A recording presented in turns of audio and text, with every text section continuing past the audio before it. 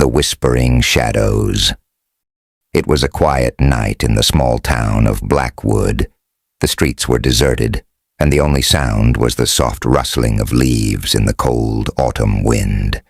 Mia, a 25-year-old librarian, was heading home after a late shift.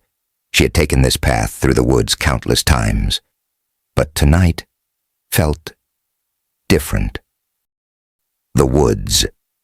The narrow path through the woods was eerily silent.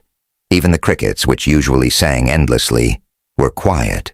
Mia quickened her pace, clutching her coat tighter around her. Then she heard it, a faint whisper.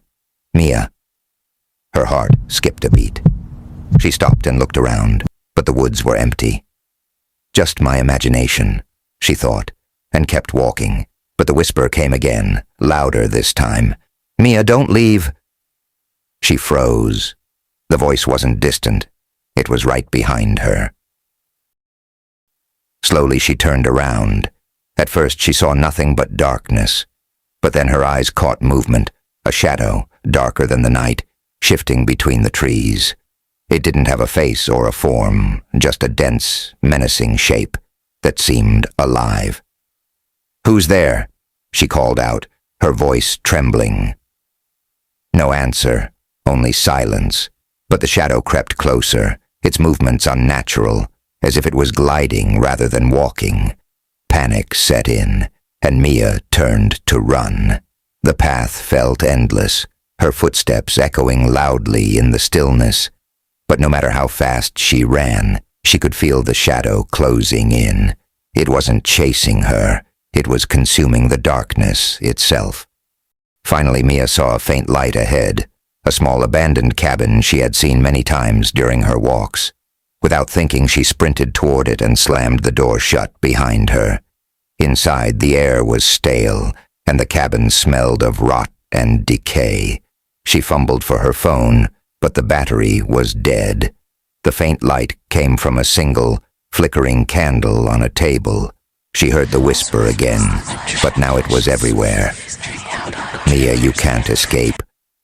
The shadow began seeping under the door, like smoke with a life of its own. It spread across the floor, climbing the walls, enveloping the room.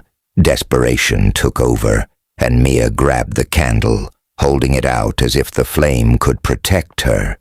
The whisper turned into a growl. "You took something that wasn't yours." Mia's mind raced. She remembered the old book she had taken from the library basement earlier that day, a book filled with strange, unrecognizable symbols. Could it be connected to this? She screamed, "What do you want?" The growling stopped. For a moment there was silence. Then the shadow spoke clearly, its voice chilling and hollow. "Return the book, or join us." Mia didn't know what to do. Her hands were shaking, and the candle flickered as the shadow crept closer. She screamed, "I'll return it, I promise." The shadow paused, lingering for a moment before retreating. The room went silent and the candle burned brightly again. But just as Mia thought she was safe, the whisper returned one last time. "We're watching." The next morning, Mia rushed back to the library and returned the book to the dusty shelf where she had found it. She swore to herself never to touch it again, but every night since then, when she turns off the lights, she hears faint whispers in the darkness. "Mia, don't forget.